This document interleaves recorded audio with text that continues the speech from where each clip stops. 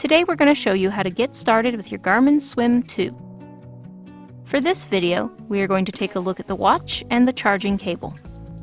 Looking at the watch, the first thing you will notice is the buttons on each side of the watch and the optical heart rate sensor and charging port on the back. You'll use the buttons to interact with the watch.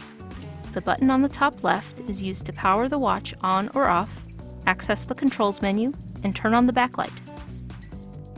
The buttons on the bottom left are the up and down buttons. You can use these buttons to scroll through the widget loop. Press and hold the up button to access the device menu. There, you can customize the watch face, set alarms, view the history, and more. The button on the top right is the start button. This is used to make selections in the menu, or when customizing the device, and to start and stop the timer during timed activities. Finally, the button on the bottom right is the back or lap button. When not in an activity, this button will take you back a screen. When in a timed activity, this button will mark a lap or mark a rest in a pool swim.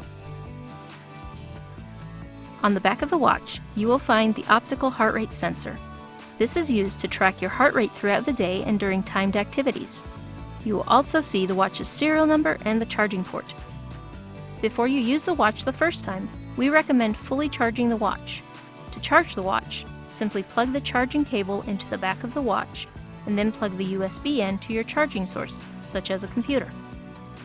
And now you're familiar with the buttons and how to charge your watch. For more videos on setting up and using your Garmin Swim 2, visit the Garmin Swim 2 page at support.garmin.com.